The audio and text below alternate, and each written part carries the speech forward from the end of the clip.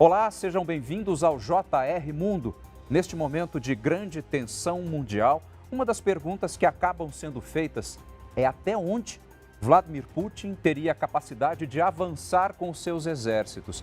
Por outro lado, a Ucrânia apela para o patriotismo do seu povo para tentar conter esses ataques.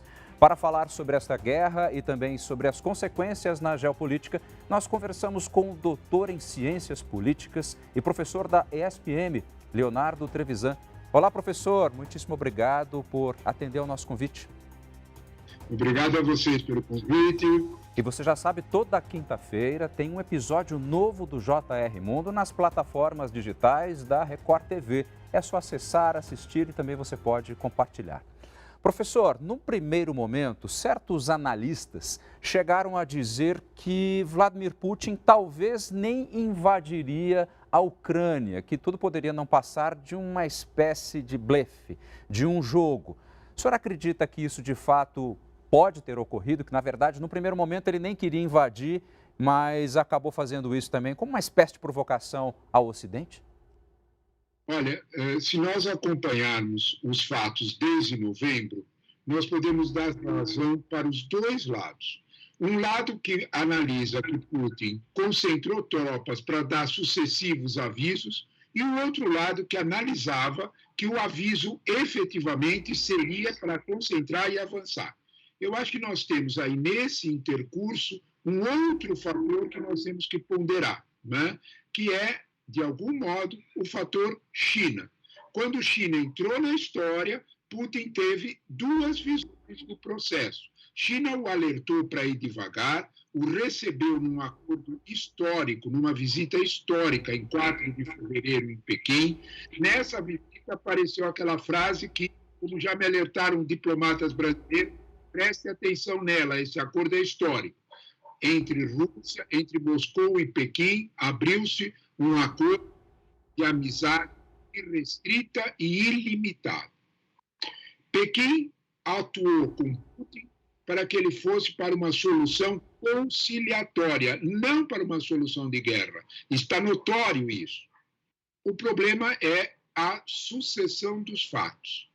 Há um outro componente neste circuito, vamos dizer desta forma, há um terceiro ponto nesse affair, que é Washington. Washington olhou a possibilidade e também tomou as suas providências. Quais? Né? De alguma forma, Washington observou, pressionou a Europa. Nós vamos observar que quando da visita de Olaf Scholz, premier alemão, a Moscou, conversaram e ele trouxe um recado de Volodymyr Zelensky. Qual era o recado? O mundo ouviu essa frase. A entrada da Ucrânia na OTAN é um sonho. Lembra dela? Sim. Nesse momento, Vladimir Putin ouviu essa frase e disse, bom, tudo bem, vamos conversar. A melhor prova de que nós tínhamos dado um avanço é a reação dos mercados financeiros. Na quarta e na quinta-feira, os mercados subiram. No domingo seguinte, Macron ficou o jogo. Macron volta, lembra disso? Macron volta a Moscou no domingo, sai de Moscou com uma tentativa de paz, houve um não seguido dos americanos e, ato contínuo, na segunda-feira, Putin atravessa, vamos dizer desta forma, o Rubicão e reconhece as separatistas que era o aval não para uma invasão, para um convite para entrar. Professor, por outro lado, está sendo falado que esses Estados Unidos, representado na verdade por Joe Biden, estaria um pouco oscilante dentro desse contexto. Por outro lado, a própria Europa, sem Angela Merkel, também estaria patinando na sua liderança. Nós podemos pensar por esse caminho? Nós podemos sim, e nós temos que reconhecer um fato, meu caro. Nós temos que reconhecer que o líder mais experiente nas relações internacionais é Vladimir Putin, que tem 20 anos na cadeira. Angela Merkel tinha 14, falava alemão, falava russo fluente, conhecia os russos como ninguém, tinha sido criada na Alemanha Oriental. De alguma forma, sabia como lidar. O que nós temos que ponderar quando nós vemos esse quadro, né, e entender por que os Estados Unidos agem, até a manhã de hoje, eu não estava tão convencido dessa primeira realidade. Um editorial de um jornal que eu respeito muito e, em absoluto, tem convicções liberais construídas e sólidas, eu estou falando do Financial Times. Né? Portanto, não há dúvida, né, quem é este jornal e o que ele defende. Hoje, em um editorial, Financial Times alerta ao mundo de que talvez no jogo dos americanos esteja, para usar a expressão clássica, né, aquilo que a invasão da Europa, a situação da Europa possa, usar a expressão do Financial Times, salvar a presidência do país. É Financial Times dizendo isso. A eleição de novembro e as trocas comerciais preferenciais da Europa com a China talvez expliquem melhor os não dos Estados Unidos ao acordo entre a Europa e Putin do que a gente imagina. Professor, como é que o senhor vê essa segunda rodada de possíveis negociações entre russos e ucranianos? O senhor acha que a Rússia já chega taxativa dentro dessas prerrogativas que eles julgam ser indiscutíveis, a não entrada na OTAN, a desmilitarização, também o afastamento da Ucrânia da União Europeia? Como é que o senhor acredita que eles chegam com esses termos de acordo e que situação que a Ucrânia tem para negociar, hein? Olha, sobre isso, eu me apoio em um interlocutor interessante que tem muito mais informação do que eu e você, um senhor chamado Joe Biden, né? Esse senhor avisou, né, a todos nós que Vladimir Putin não vai recuar. Putin não avançou até esse ponto, ele não emprestou todo o seu capital político no interior da Rússia para o seu eleitorado para depois recuar. Putin não pode fazer isso, não fará. Quem comanda a nação russa é um ex-ministro da Cultura, que não tem qualquer experiência diplomática. Motivo? Eles mandaram alguém para efetivamente apenas fazer a representação. Temos que entender com muita clareza que há uma estratégia na nação russa muito clara e definida. Basta olhar o mapa. Eles tomaram Kharkiv, lá em cima, no nordeste da Ucrânia, e tomaram tomaram Kherson no sul, pertinho de Odessa, no porto de Odessa. Eles cortaram uma fatia da Ucrânia, de leste a sul, que será a moeda de troca nessa negociação. Por que a Força Aérea Russa não está agindo? Porque a Ucrânia é povo irmão. Fica difícil para Putin explicar um bombardeio discriminado, onde mais da metade das pessoas falam russo, tem conexões com seus parentes. Ao contrário do que a gente imagina, um diplomata brasileiro experiente, em um artigo inédito, é quem fundou quem. O príncipe de Kiev, há 1000 anos atrás, que fundou o Principado de Moscou, não ao contrário. Observe que ele levou 60 quilômetros blindados e parou a 30 quilômetros do centro de Kiev. Não avançou, parou. Olhando até as notícias que chegam por meio da agência TASS, dos russos, em alguns momentos a gente percebe que eles fazem citações como se os ucranianos estivessem usando o seu próprio povo como escudos humanos. Exatamente isso.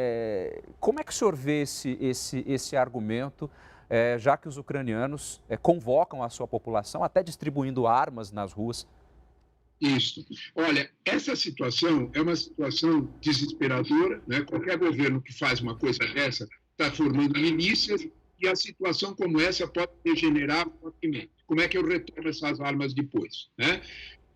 Essa situação sugere que, de alguma forma, no governo Zelensky, há uma situação um pouco, vamos dizer, deste modo, complexa demais, né? Chegando a um ponto de limite, porque ele conhece o poder que tem a força russa. É evidente que ele está tentando vender o mais caro possível derrota e atacando aquele ponto sensível de Putin, que não quer usar força destruidora na Ucrânia, Está um jogo de quem pisca primeiro. Tá certo, professor, eu vou pedir um pouquinho licença ao senhor para que nós possamos chamar um rápido intervalo. O JR Mundo de hoje conversa com o doutor em Ciências Políticas, o professor da ESPM, Leonardo Trevisan. Daqui a pouquinho nós estamos de volta. O JR Mundo de hoje está de volta conversando com o doutor em Ciências Políticas e professor da ESPM, Leonardo Trevisan.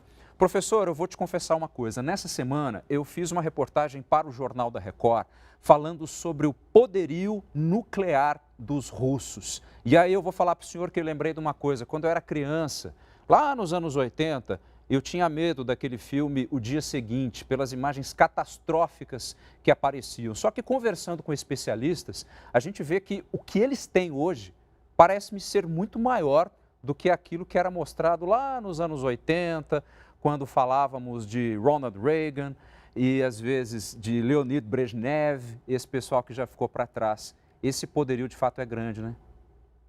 Olha, meu caro, sobre esse poderio, eu lembro sempre de alguém um pouco antes deles todos, é um senhor que devia entender disso, um tal de Albert Einstein. Quando ele foi que os russos tinham 30 vezes o poder de destruir o mundo e os americanos tinham 60 vezes o poder de destruir o mundo, Einstein respondeu com uma candura incrível. Uma só não basta. Pois é.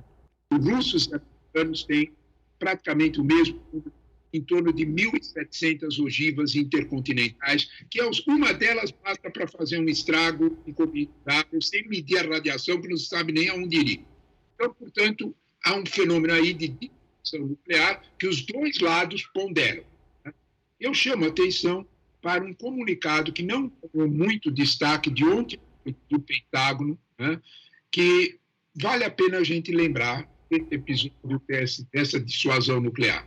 O Pentágono tinha marcado há meses um teste com mísseis balísticos com poder nuclear. Hoje, eles cancelaram o teste, suspenderam o teste sem medir. Motivo: não emitir nenhum aviso aos russos, nenhum sinal aos russos de que eles estavam testando questões nucleares. Isto me faz lembrar, né, o famoso telefone vermelho que funcionava durante a Guerra Fria. O telefone vermelho funcionava entre os dois comandantes militares, porque é deles a responsabilidade. Eu faço sobre isso uma reflexão de que talvez ponto que nós tenhamos que proteger seja quando nós falamos de paz, sejam essencialmente os acordos e a revigoração dos acordos mísseis médios e mísseis de longo alcance. Se alguém consulta o mapa ou então consulta a internet e vê os passeios turísticos que ainda estão disponíveis na internet, Kiev e Moscou. Sabe por quê? Porque a distância é de apenas 780 quilômetros. Isto significa que um míssil de alcance médio daria apenas 5 minutos para Moscou responder e eliminar o míssil enquanto ele estivesse na atmosfera. É disso que nós estamos falando.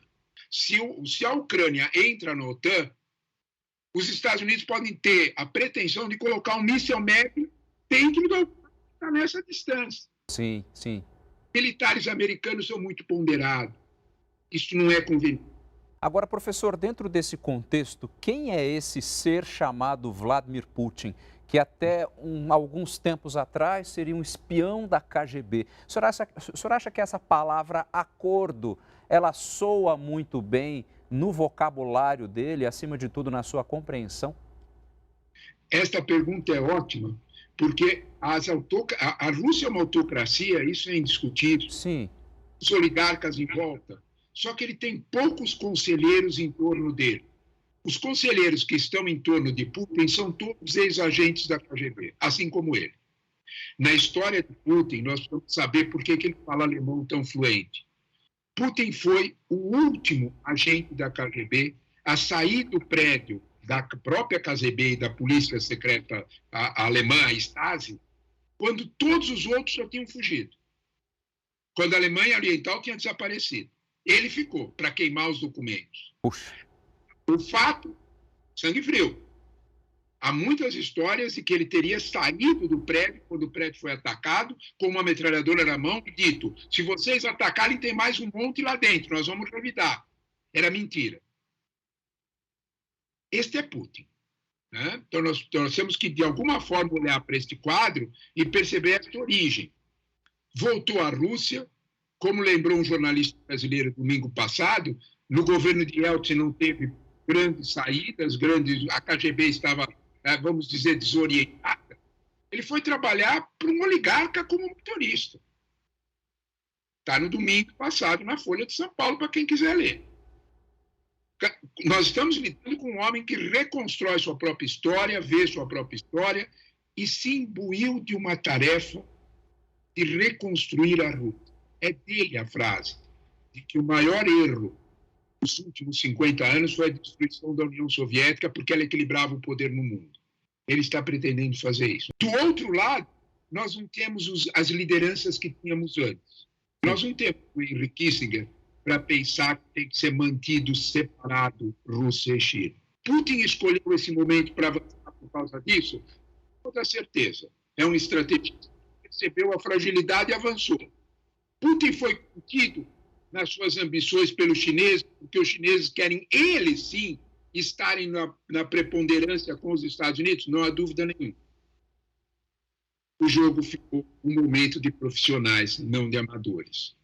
Nós precisamos saber se o mundo tem confiança nos amadores que nos estão dirigindo nesse momento. Com certeza, com certeza. Agora, professor, o senhor acha que dentro desse contexto todo, que a tensão só aumenta, essa estratégia de Putin de talvez reconstruir essa talvez nem antiga União Soviética, mas voltando um pouco mais atrás ainda, essa grande Rússia czarista, né? Que parece-me que é onde ele tem um maior apreço até certo ponto. O senhor acha que ele, de fato, vai conseguir um quinhão maior desse grande império?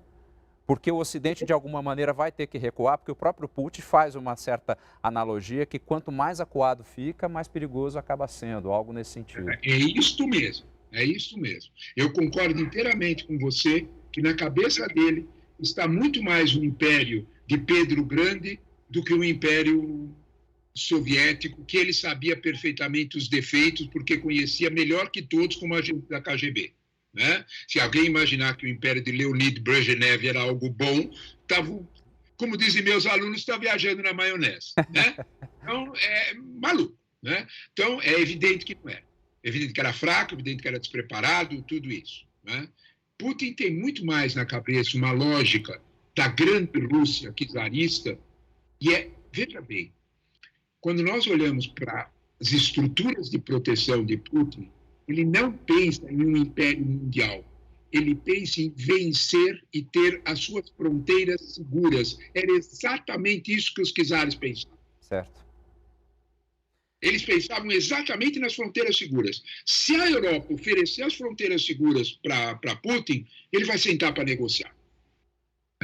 E se você olhar os movimentos de ataque, seja na Geórgia, seja na Crimeia e agora na Ucrânia, é porque ele está cobrando um acordo que lhe foi feito no fim da União Soviética, de que as ex-repúblicas soviéticas nunca entrariam na OTAN. Quem tem alguma dúvida se esse acordo existe ou não existe, basta pedir uma tradução da Der Spiegel, da semana passada, de domingo passado, que publicou documentos desse acordo, assinado por Gorbachev, pelo presidente Bush e por Helmut Kohl. Der Spiegel, uma outra revista que não tem nenhuma acusação de amores a Putin. Né? Só que os acordos existiam. Então, quando nós olhamos para esta realidade, talvez a gente possa entender melhor. O melhor cuidado quando nós temos uma situação de confronto é, primeiro, não menosprezar teu inimigo, não subestimá-lo. O segundo é compreendê-lo. Se a gente compreendesse, talvez a gente pudesse entender melhor quais são os seus reais objetivos e conversar com ele. Professor, eu agradeço imensamente as suas palavras, o seu conhecimento. Foi um prazer conversar com o senhor. Espero que da próxima vez nós possamos falar de paz, de um acordo, de uma maneira muito mais tranquila para todos nós. Muitíssimo obrigado, viu? Eu endosso suas palavras. Tomara que da próxima vez nós falamos de construção e não de ameaças. Muito obrigado pelo convite. Foi um prazer essa conversa. Excelentes perguntas. Muito agradecido. Muito obrigado. Esse foi o professor, doutor em Ciências Políticas, Leonardo Trevisan. E o JR Mundo vai ficando por aqui. Você pode acessar o nosso programa nas plataformas digitais da Record TV. Lembrando que toda quinta-feira tem um episódio novo. Vai lá, assista e compartilhe. Muitíssimo obrigado pela sua atenção e até o próximo programa.